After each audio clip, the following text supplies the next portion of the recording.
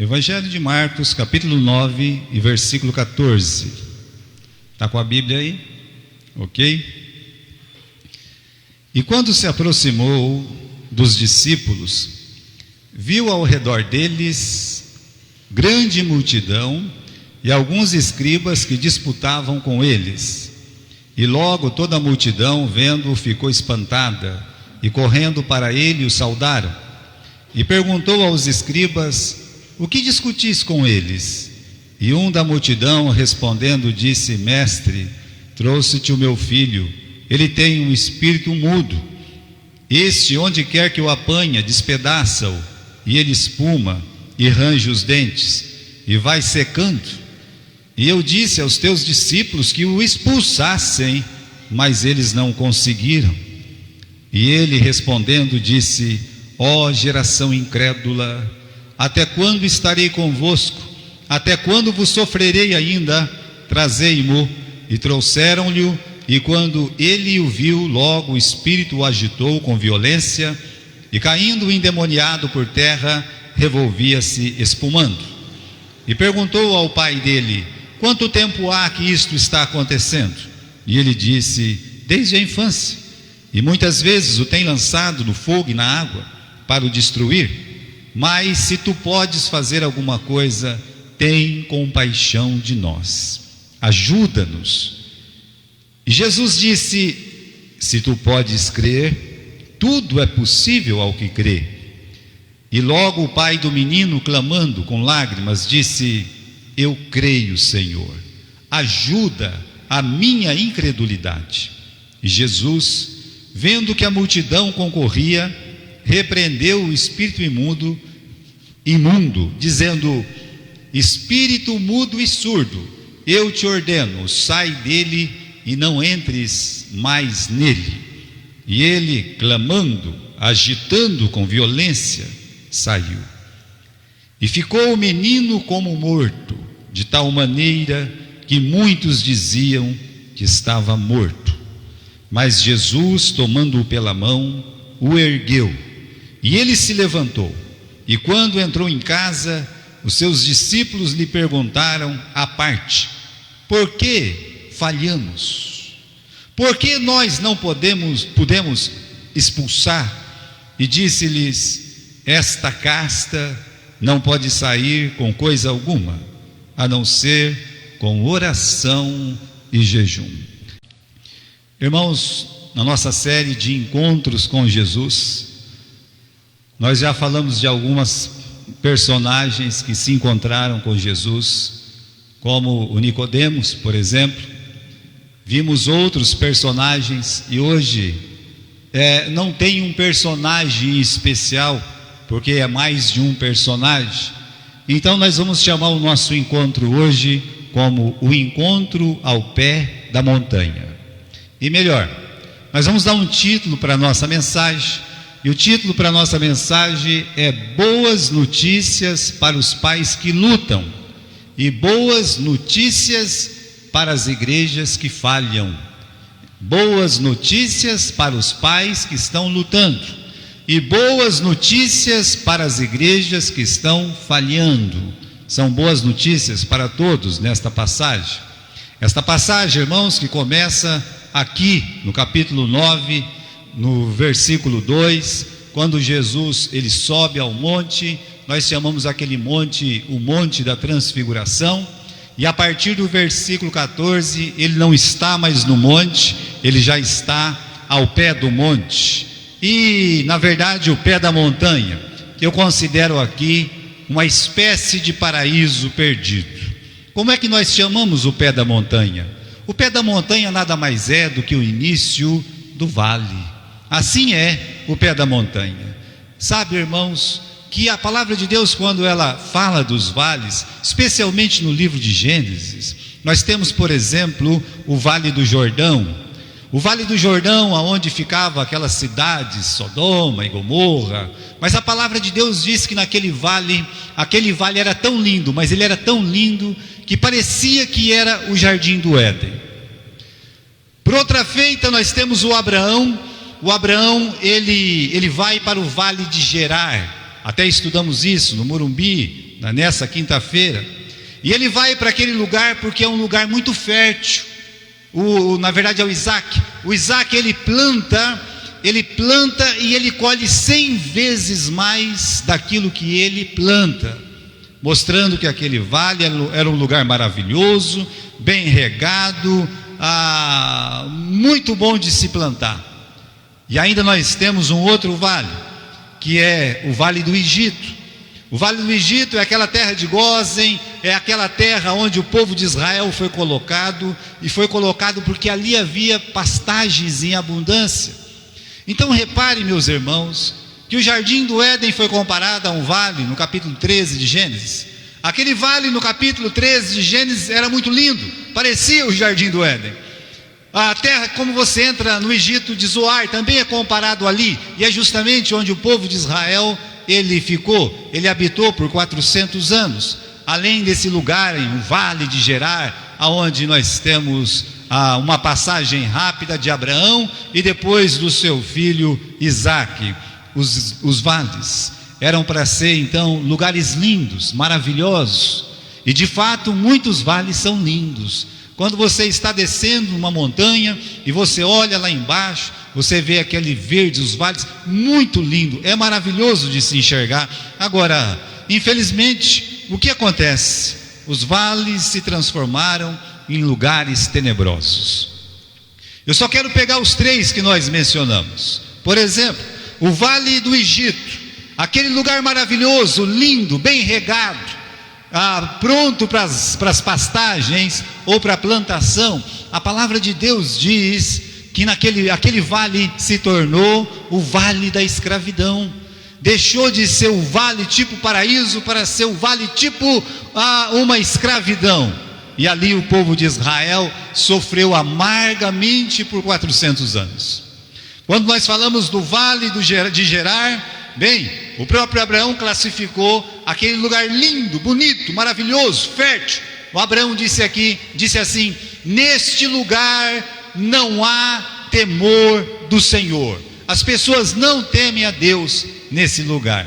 E ainda o Vale do Jordão, como eu disse para você, que no capítulo 13 do livro de Gênesis, no versículo 9, no versículo 10, diz que era tão lindo, mas era tão lindo que parecia o jardim do Senhor, parecia o jardim do Éden, se tornou um antro de prostituição, imoralidade, maldição, ou seja, os lugares que eram para serem os mais lindos se tornaram lugares horríveis. Essa é uma triste realidade, a triste realidade que nós vamos encontrar nessa passagem de Jesus. Ele está lá no monte, e ali no monte coisas maravilhosas acontecem, e quando ele desce lá no pé da montanha, no vale, ele só vê coisas horríveis, ele só enxerga problemas. Então qual é a triste realidade que Jesus encontrou no pé da montanha? Bom, eu quero lembrar que aqui no capítulo 9, do versículo 2 até o versículo 13, é a passagem da transfiguração. O que isso significa?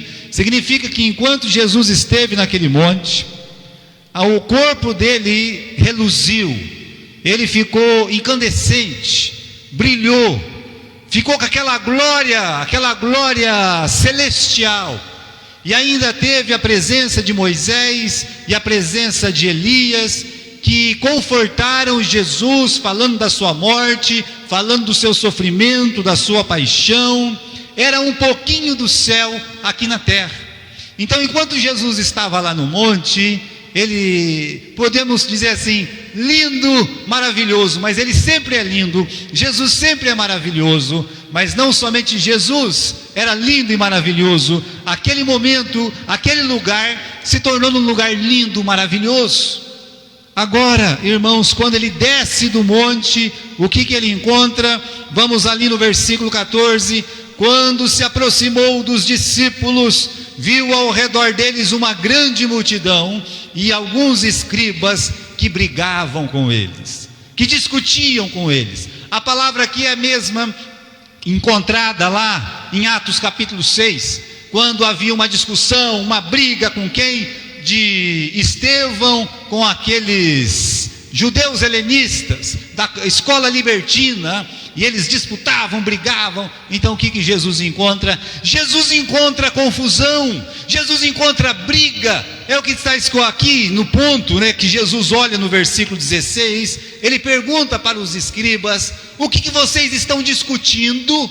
Você consegue ler no versículo 16? É isso que nós lemos no versículo 16. Ele sai daquele momento de glória lá no monte, e quando ele desce, ele encontra problema, ele encontra uma grande discussão, ele encontra coisas horríveis. Olha só, ele viu discípulos sendo acusados pelos escribas, ele viu um pai desesperado, ele viu uma igreja de cabeça baixa e derrotada.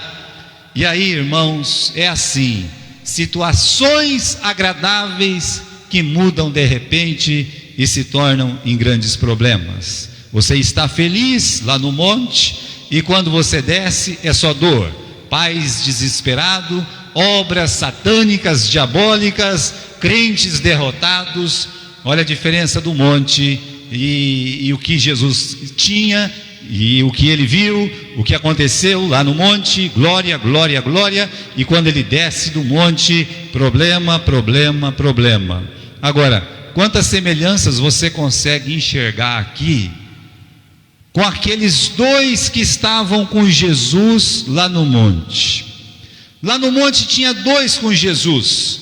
Um deles era Elias, o outro Moisés. Você encontra isso no versículo 4. Apareceram-lhe Elias e Moisés. Olhe o que aconteceu com Moisés. Moisés, irmãos, viveu um momento muito parecido com o de Jesus aqui no capítulo 9. E Elias também.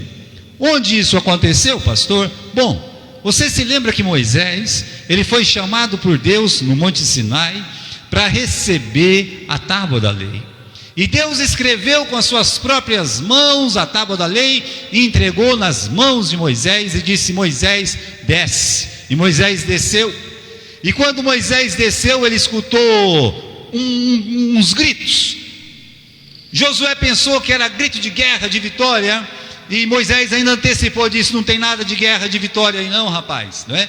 Então ele desce e ele encontra uma balbua, ele encontra um som. Se fosse hoje, meus irmãos, se fosse contextualizar, era um rock pesado que estava tocando lá. Melhor, essas músicas imundas aí que o mundo coloca, tic-tac, tic-tuc, não sei o que, papapá. Então, é isso que ele ouviu. Na época dele, ele ouviu tudo isso. Um funk, uma coisa horrível. E lá estava o povo a dançar, mulheres nuas, um ídolo no meio de todos, as pessoas dançando alegre, nuas. Que diferença de quando ele estava no monte e de quando ele desceu do monte. É quase para dar um infarto, é quase para dar um infarto em Moisés. Moisés viveu o que Jesus viveu. O Elias viveu também uma situação parecida. A maior batalha espiritual entre nosso Deus Todo-Poderoso, e Baal, os deuses falsos, se deram no Monte Carmelo.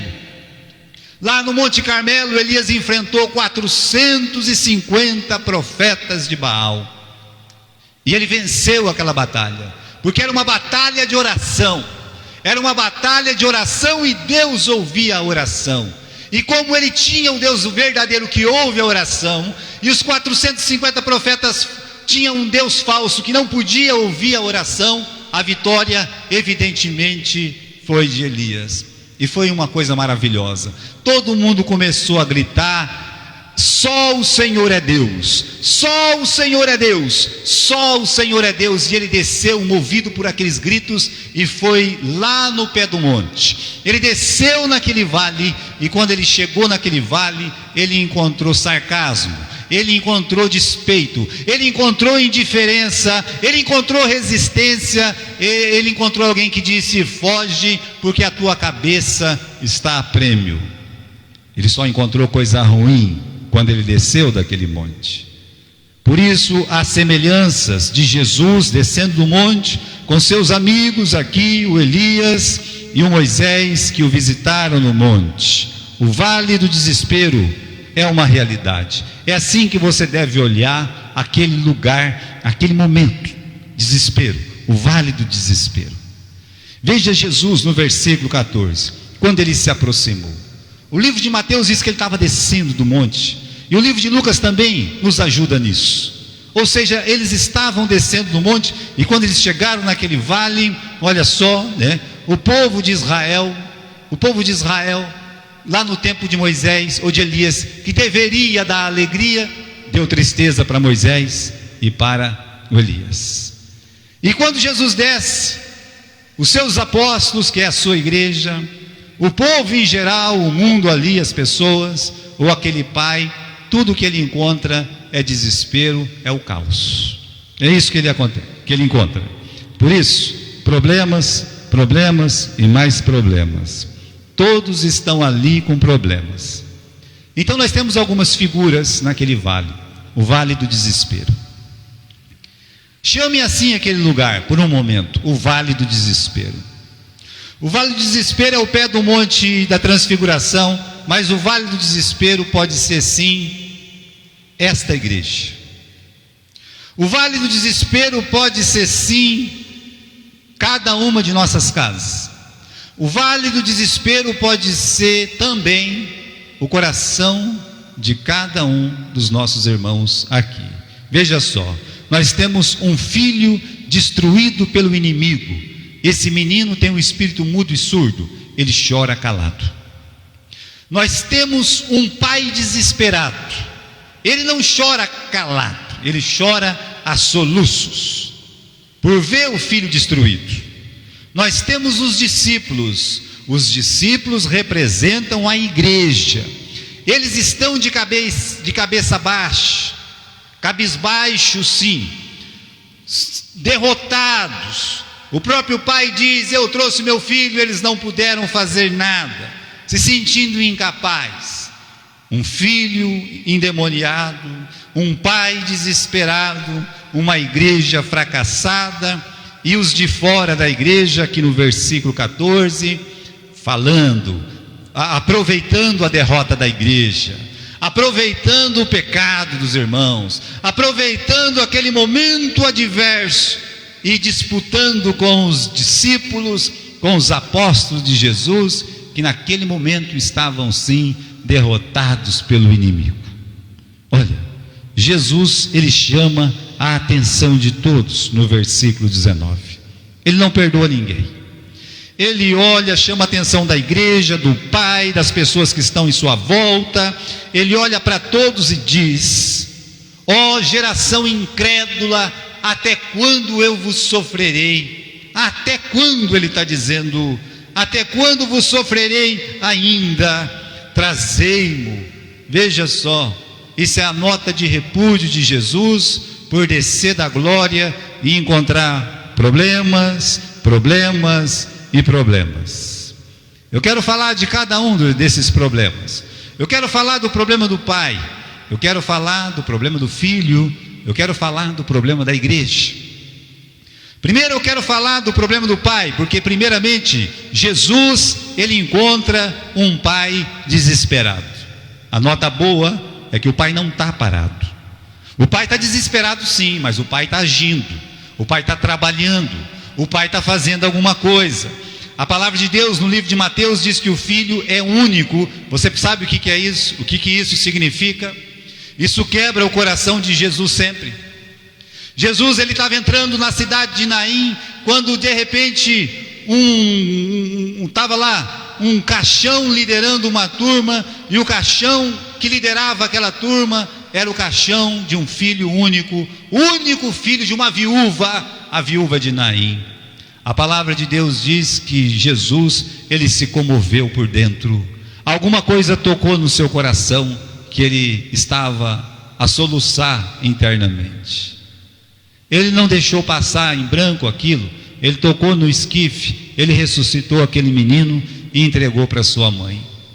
Era muito triste. Olha só, o filho único nas mãos do inimigo, um demônio mudo. Não era possível ouvir o que esse rapaz dizia, mas era possível ver tudo que aquele rapaz fazia de errado.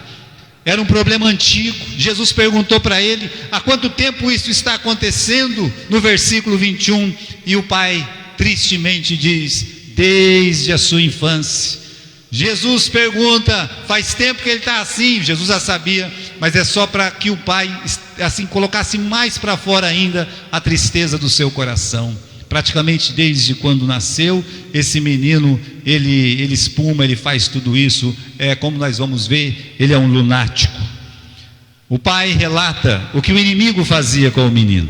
Veja só no versículo 17: um da multidão respondendo disse: mestre, trouxe-te o meu filho que tem um espírito mudo. Este, onde quer que o apanha, despedaça-o. Ele espuma, range os dentes, vai secando. E eu disse aos teus discípulos que o expulsassem, mas eles não puderam.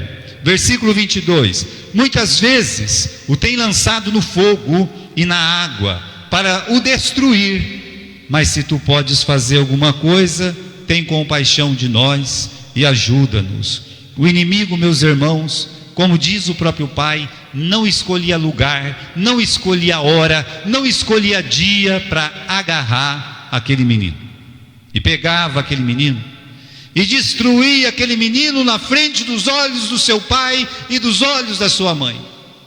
Você é pai, você é mãe, então você pode imaginar a tristeza desse pai, dessa mãe, de ver que o inimigo agarrava aquele menino.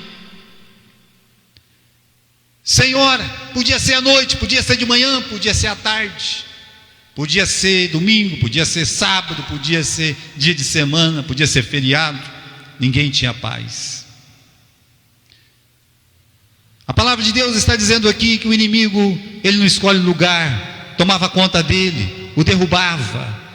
Mateus chama ele de lunático, que na tradução original seria um menino epilético. É um jovem nervoso. Veja que a palavra de Deus está dizendo no versículo 18: ele espuma, ele range os dentes, ele definha.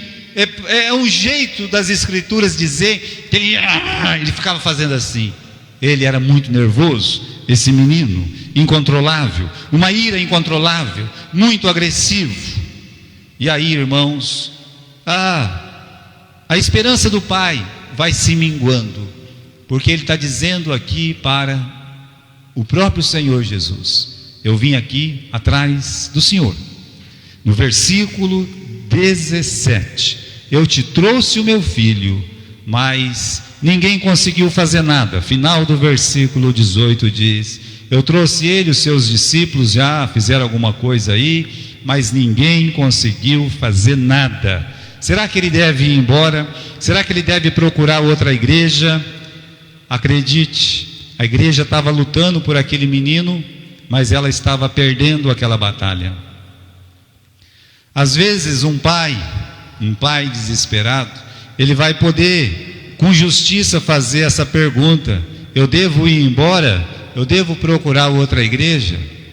Por quê? Porque o meu filho, ele tem problema e eu não estou encontrando ajuda necessária na igreja.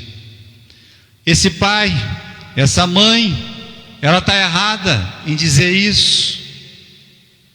Nesse caso especificamente, a igreja estava lutando, mas com as armas erradas, de forma errada. Jesus vai explicar isso para nós.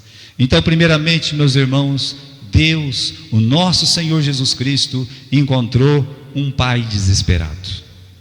Agora, vamos continuar. Jesus encontrou a operação do inimigo naquele vale. Veja que o pai disse que ele agarrava o jovem. Agarrava, como eu disse, em qualquer tempo. Olha, o objetivo do diabo é agarrar a pessoa o mais cedo possível e pelo maior tempo possível. Ele quer pegar quando ainda é bem novinho, e se ele puder segurar, ele vai segurar o maior tempo. Assim, quantos anos ele puder segurar, ele vai segurar. Esse é o objetivo de Satanás. Por isso, as crianças que são educadas na frente da televisão, crianças educadas na frente de um celular, elas estão sendo mal educadas, elas estão sendo destruídas pelo diabo, pelo inimigo.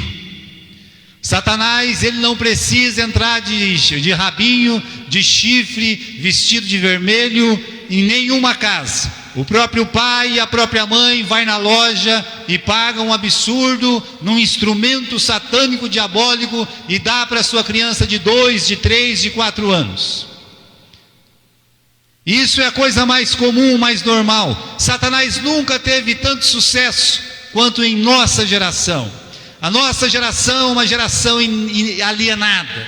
Ela vai ficar assim, definhada. Ela vai ficar sem paciência, preguiçosa. Os pais não vão poder falar nada porque os filhos não respondem, porque os filhos não querem responder, porque os filhos estão destruídos em sua mente, porque o coração está sendo destruído. E você paga por isso, e você incentiva isso.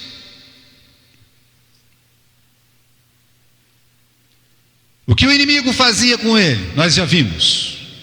O menino era muito irritado, não aguentava a correção quando fazia algo errado. Mas tem um texto aqui no versículo 22, diz que muitas vezes o lança no fogo e na água. Eu estava pensando em contextualizar isso para os nossos dias. Não era só a ira que estava no coração daquele jovem. Aquilo não é uma criança mais, é um jovem. Talvez um jovem de 18, mais de 20 ou um pouquinho menos.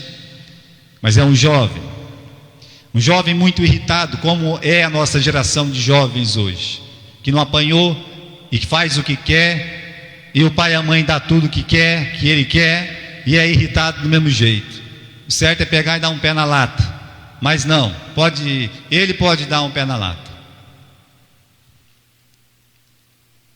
Tentava jogá-lo no fogo e na água, isso é uma ação do diabo. Aí vamos contextualizar. Satanás quer que seu filho fique no fogo, que fume maconha. Eu acho que essa é a palavra, porque eu não sei escrever direito. Que fume narguilé, sei lá que é isso que é a palavra. Que fume crack. E você ainda vai pagar por isso. Ele quer que o seu filho seja jogado na água ardente, para beber todo tipo de bebida alcoólica. Olha que coisa linda, maravilhosa. E alguns ainda apostam isso. E reclama se o pastor fica sabendo. Eu sempre digo que se você não quer que ninguém saiba nada da sua vida, você não coloca na internet. Porque se você colocar, todo mundo vai saber. Qual que é o objetivo do diabo?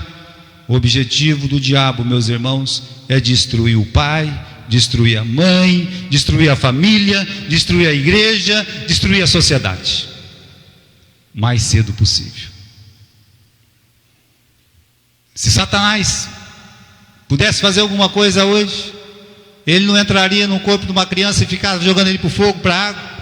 Pegaria esse menino, essa menina, esse rapaz, essa moça, dava primeira coisa, dava um celular para ele, e o pai não pode entrar no celular porque tem senha.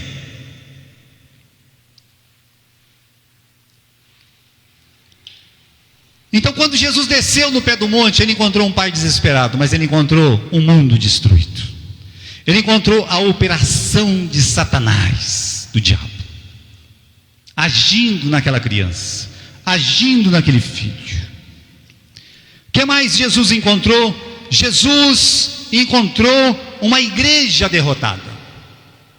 Como assim, pastor, uma igreja derrotada? O pai, ele abre a boca para falar e fala uma verdade. No versículo 18, eu disse aos teus discípulos que o expulsassem, mas eles não puderam. Versículo 18b. Essa igreja estava lutando, com certeza foram lá, colocaram a mão em cima daquele menino e fizeram algumas orações, mas de nada adiantou. Ordenaram que o demônio saísse, mas fracassaram. E aí dizemos, a igreja estava lutando de uma forma errada, lutando na carne, lutando a berros, lutando a agitação. Então é assim que a igreja está lutando hoje. Os jovens têm que aprender a ler a Bíblia, a amar a igreja. Mas como os jovens vão ler a Bíblia, amar a Bíblia, se nem vêm para a igreja? E como vão amar a igreja, se nem os pais não amam a igreja? Será impossível. Isso é impossível. Lutava na carne, no berro, na agitação. Nós podemos fazer, meus irmãos, o que outros fazem. Nós podemos apagar todas as luzes. Apague as luzes, Clodoaldo. Pode apagar. Pode ir. Apague essas luzes. Apague. Isso, faça isso. Pronto. Apague tudo, meu filho. Isso. Vocês só estão me vendo. Nós podemos transformar nossa igreja nisso, porque isso é um baile. Acenda, meu filho. E pode ter certeza, essa escuridão favorece aqueles que querem fazer coisa errada, aqueles que não querem ser vistos, aqueles que não querem ser conhecidos.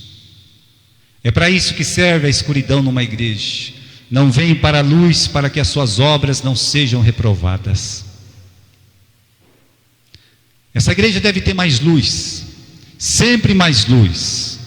A igreja que luta na carne, que luta no berro, que luta na agitação, que em vez de orar, é dito que eles estavam brigando no versículo 14, brigando, discutindo, vendo quem tem ou quem não tem razão.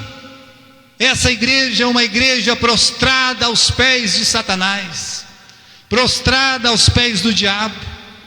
Aprenderam aqui nessa passagem, essa igreja derrotada, e aprenderam da pior forma possível o significado do que Jesus disse: sem mim nada podeis fazer. Em João capítulo 15 temos essa referência. Havia muita conversa, muitas soluções humanas, métodos humanos, boas apostilas. Isso não vai resolver, porque não tem fé e não tem oração. Você pode ter métodos humanos, boas apostilas, mas você não pode deixar de ter a fé e a oração. Eu digo que esta cena que nós estamos vendo ao pé da montanha, esta cena se repete todos os dias. O Luiz de Carvalho, o Oséias de Paula, entre muitos outros, eles cantavam aquele hino, eram 100 ovelhas. Ele cantava o hino das 100 ovelhas, começando com o quê? Eram 100 ovelhas juntas no aprisco, mas uma delas se desviou. Aí na outra estrofe ele vai cantando, até que chega esta mesma história, volta a repetir-se. Nós falamos isso na quinta-feira. Os irmãos que estavam na quinta-feira no Jardim Morumbi, eles sabem o que foi dito. As histórias sempre se repetem. Não é porque eram más, não é porque eram péssimas histórias, trágicas histórias, não. É porque as pessoas não aprendem. As tristes histórias em uma igreja volta a repetir-se. E o motivo é que as pessoas aprendem e nunca aprendem, porque não praticam aquilo que aprendem. Esta cena ao pé da montanha se repete todos os dias. Todos os dias os jovens estão sendo agarrados pelo diabo. O diabo adora agarrar os jovens das igrejas. O diabo adora agarrar jovens da Igreja Batista da Fé de Marília. Ele tem prazer em fazer isso.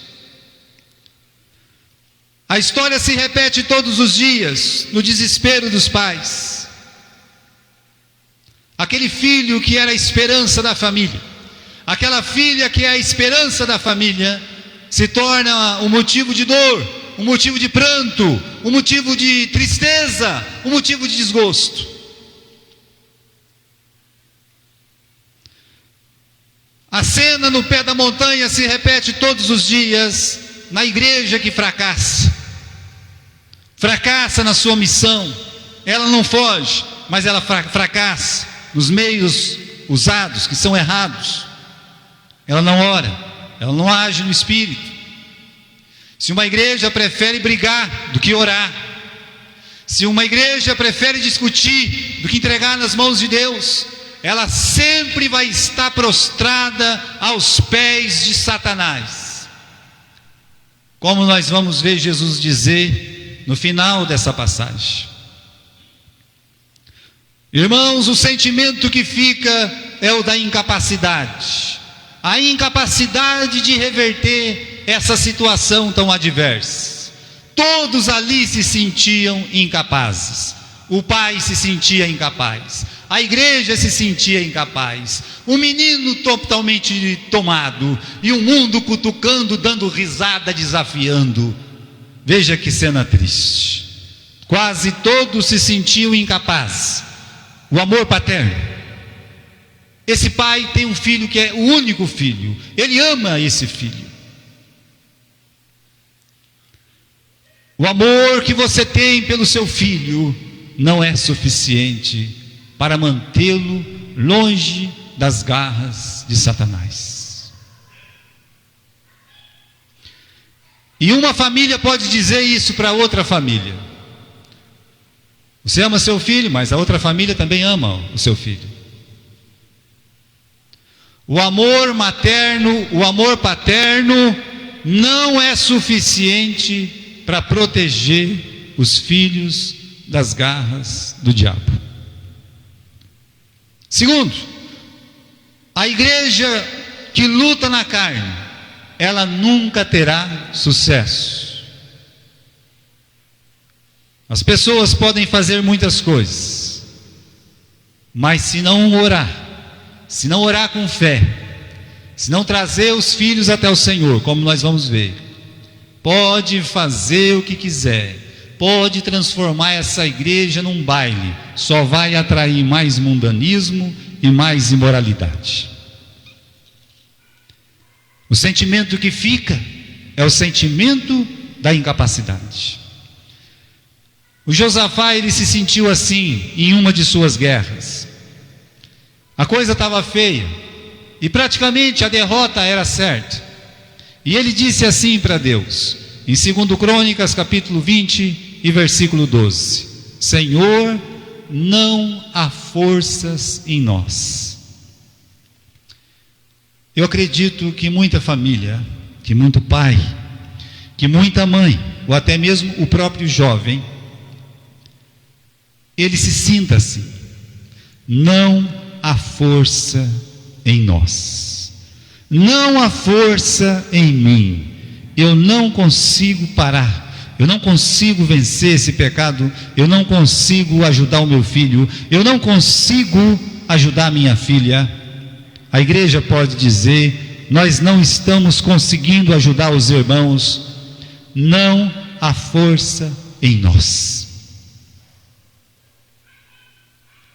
A segunda frase que Josafá diz, que nos interessa, é: não sabemos o que fazer. Ele diz tudo isso no mesmo versículo: não sei mais o que fazer. Você já disse isso? Não? Parabéns. Você já disse isso? Já. Então escute o que Josafá está dizendo. Você não é o primeiro a se sentir incapaz de reverter uma situação. Josafá está dizendo: Senhor, não há força em nós. Senhor, nós não sabemos o que fazer. Já fizemos de tudo. Esse pai disse para Jesus: já tentaram tudo. E ele tinha tentado tudo mesmo. Não devemos apenas nos sentir como Josafá, nós devemos agir como Josafá, que quando se sente sem força e sem saber o que fazer, o Josafá diz assim, no final do versículo: porém, os nossos olhos estão postos em Ti. Senhor, eu coloco os meus olhos em Ti. Eu não tenho força. Tu sabes que eu não tenho força. E eu já fiz de tudo e eu não sei mais o que fazer. Você pode fazer o seguinte: você pode sair da porta dessa igreja e ir embora e nunca mais voltar. Você pode fazer o seguinte: você pode ir numa ponte, pular e achar que vai dar jeito nisso. Não vai adiantar. Mas você pode fazer como Josafá: fixe os seus olhos no Deus do impossível. Hoje de manhã nós estudamos que quando Jesus está presente, o impossível se torna possível. Então Josafá, ele diz: eu coloco os meus olhos em ti. Que tal jogar a toalha? Os que fazem isso não vão ser os primeiros. Eu volto a falar de Moisés e de Elias, porque eles estão entrelaçados nessa passagem. O Moisés, quando ele desceu do monte, ele carregava as 2 tábuas da lei. Os irmãos estão lembrados do que ele fez com as tábuas da lei? O que ele fez? Ele quebrou. Ele achou aquilo o fim da picada. Ele ficou tão nervoso que ele quebrou aquelas tábuas. Ele queria matar todas aquelas pessoas, queria dar um fim naquilo lá, dar um fim naquilo tudo. Essas pessoas não merecem, ninguém merece, e quebrou as tábuas da lei e jogou no chão. Foi isso que aconteceu. Vamos jogar a toalha. O Elias, pior ainda. O Elias, quando alguém disse: até a Jezabel disse que até amanhã você não tem cabeça mais, né? Cabeça e corpo vai estar separado, vai passar aí um machado na tua cabeça. Ele ficou tão desgostoso com a falta de apoio, com a desconsideração, que ele saiu correndo, andou quilômetros, centenas de quilômetros, correndo, dia e noite. Chegou debaixo de um zimbro e disse: Senhor, me mata, eu não sou melhor do que ninguém, eu quero que o Senhor me mate, acabou, para mim não dá mais. Quer jogar a toalha? Que tal jogar a toalha? O pai, ele está aqui. O pai está desesperado. O pai está decepcionado com a igreja. Mas esse pai, ele não joga a toalha. Ele não joga a toalha. Ele diz no versículo 22, no final do versículo 22: Senhor, se tu podes fazer alguma coisa, tem compaixão. A palavra compaixão significa tomar o lugar. Fica no meu lugar, Senhor. Sinta a tristeza de um pai. Sinta a tristeza de um pai que luta e está derrotado a cada dia. Se tu tem compaixão de nós, de mim, desse filho que sofre, se tu podes fazer alguma coisa, tem compaixão de nós, Senhor. Ajuda-nos, help, socorro. Ele não joga a toalha. O diabo quer que você desiste, mas continue olhando para Jesus, continue pedindo ajuda para Deus. A igreja e os pais devem aprender aqui com esse pai a olhar para Jesus. Jesus, ele dá uma palavra de fé, primeiro no versículo 23 e depois no versículo 25. No versículo 23, Jesus diz: se podes, se tu pode crer, tudo é possível ao que crê. Você consegue crer? Tudo é possível ao que crê, meu filho. E no versículo 24, o pai, ele dá uma resposta que é a resposta da realidade. É uma dupla resposta. Ele disse: eu creio, Senhor, ajuda a minha incredulidade. Preste muita atenção. Esse pai está dizendo: eu creio, Senhor. Ah, que bom que você tem fé, que bom que você crê. Tudo é possível ao que crê. Mas ele não diz apenas que crê, ele diz: eu sou um incrédulo. Você já viu alguém tão crente, daqui a pouco tão incrédulo? Ah, Eu tenho dois para mostrar. Os dois estavam com Jesus no Monte da Transfiguração, tão crentes, e de repente tão incrédulos, tão fortes lá no monte. Quando chega no pé do monte, no vale do desespero, no vale do horror, no vale da dor, no vale do pecado, se desesperam também. Parece que a fé só dura um momento. O que esse pai está dizendo é o que nós sentimos. O que esse pai está dizendo é o que muitos pais dizem: eu creio e não creio. Eu creio, não creio. Senhor, eu não sei. Senhor, eu creio, Senhor, mas ajuda a minha incredulidade. Aqui de vez em quando, Senhor, eu estou tão forte, mas olha aí, ninguém ajudou, eu não sei mais o que fazer, não tenho força. Senhor, eu nem sei mais o que fazer. Por mais fraca que seja a nossa fé, nós devemos usá-la. Pai, igreja, não espere a fé crescer para usar a fé, use a fé que tem. É nesse ponto que entra a igreja. A igreja existe para ajudar esses pais, ajudar esses filhos. A igreja existe para apoiar os pais que sofrem, e não para piorar a situação, não para aumentar a confusão.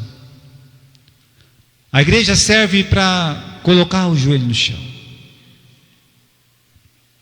Para Deus nada é impossível.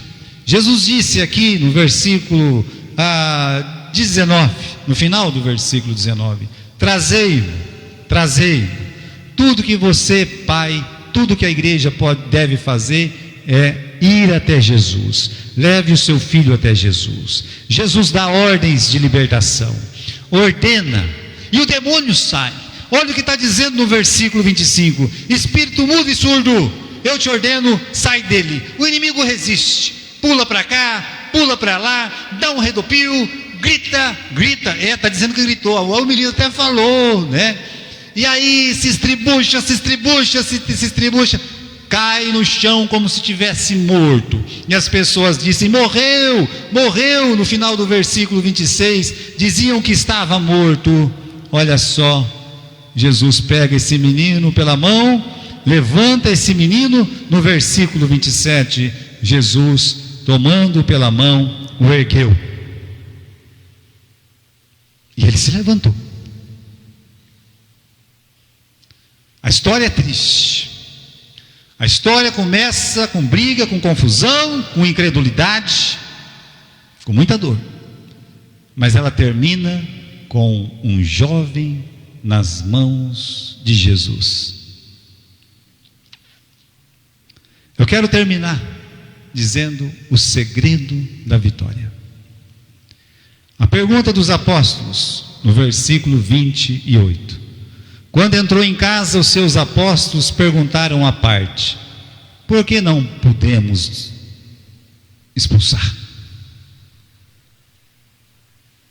Senhor Jesus, onde falhamos? O que fizemos de errado? Colocamos as mãos, fizemos lá uma oração brava, não adiantou. Aqui está o segredo da vitória. É um complexo. Primeiro, pais, não desistam de seus filhos, porque esse pai não desistiu. Quando a igreja estava derrotada, o pai disse: eu trouxe para você, Senhor. Eu não trouxe para a igreja, eu trouxe para você. A igreja vai me ajudar. A igreja tentou ajudar, e a igreja pode ajudar. Mas quando você traz um filho para a igreja, você traz ele para Deus. Ao menos que o pai e a mãe considerem isso, que está trazendo a criança, está trazendo aquele adolescente, está trazendo aquele filho amado para Deus. Ao menos que ele compreenda isso, ele não vai ter vitória. Mas esse pai, ele entendeu. Traga os seus filhos presencialmente até Jesus. Por que fulano não veio na igreja hoje? Está de castigo, né? Qual é o castigo? Não vim para a igreja. Aí é para o mundo acabar. Traga-os com fé para adorar e para ouvir a palavra. Traga-os com fé. Traga-os em amor, ensinando a amar a igreja. O pastor João conta uma história. Ele estava lá, pai dele dirigindo aquele calhambeque, saindo da fazenda. Olha isso, em 1930 e pouco. Ele tinha 6 ou 7 anos. E o sobrenome do pastor era Manga. E aí John, que era ele, e o Charles, estavam os dois atrás do calhambeque, junto com as irmãs, caladas, espertas, caladas, e começaram a fazer um trocadilho do nome do pastor, rindo e falando mal do pastor. Quaquaquá, quaquaquá, quaquaquá, parou. Diz que ele teve a paciência de descer, de ir numa árvore próxima, pegar uma vara e descer-lhe a vara. Nos dois.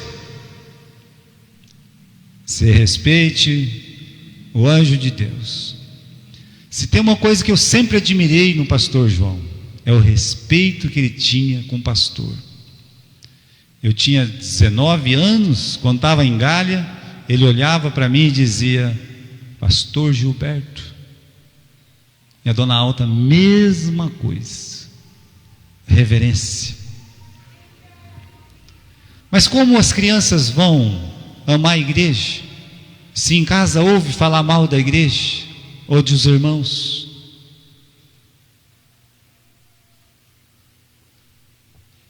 Aqueles filhos aprenderam. Aquele filho aprendeu, ele se tornou um pastor. Só aqui na nossa região, só aqui, eles começaram mais de 20 igrejas, depois dos 60 anos. E aí vai saber quantas igrejas entre pai, filhos e netos eles têm começado. Eu conto umas 300 igrejas. Aquela surra hoje valeu 300, 400 igrejas, quem sabe até mais.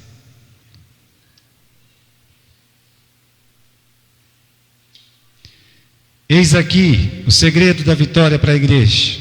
Versículo 29. Por que nós falhamos? Perguntaram os apóstolos. Jesus disse-lhes: esta casta não pode sair com coisa alguma, senão com jejum e oração. Ou oração e jejum. No capítulo 17 de Mateus, que é a mesma passagem, Jesus disse assim, final do versículo 19, os apóstolos perguntaram: por que não podemos nós expulsá-lo? Aqui Jesus disse: por causa da vossa pequena fé. Eu quero que você preste atenção nessas 3 coisas: a fé, a oração e o jejum. A igreja quer vencer, ela quer vencer. Como se resolve cada problema dentro da igreja? Com fé, oração e, se for o caso de uma casta, que mais? Jejum. Fé, oração e jejum. Tem alguém doente? O que a igreja deve fazer? Ter fé e orar. Tem algum problema? Aqui no versículo 14 do livro de Marcos, do capítulo 9, versículo 14, Jesus encontrou uma briga lá, uma confusão. Como ele estava resolvendo o problema? Com briga, com confusão. O que eles deviam fazer? Fé, oração e jejum.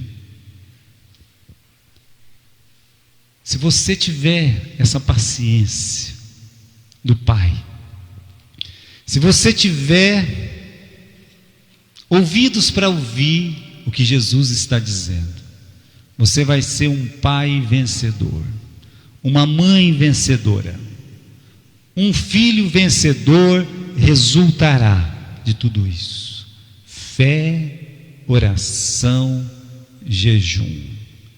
É isso mesmo. Antes de terminar, quando Jesus desce daquele monte e encontra só problema, nos lembra o que Paulo disse, que Jesus deixou o monte da glória e veio para o vale do desespero. Sendo rico, se fez pobre por amor de nós. Paulo diz ainda: tendes vós o mesmo sentimento que houve também em Cristo Jesus, o qual, tendo plenamente a natureza de Deus, não reivindicou ser igual a Deus. Pelo contrário, esvaziou-se a si mesmo, assumindo plenamente a forma de servo e tornando-se semelhante aos humanos.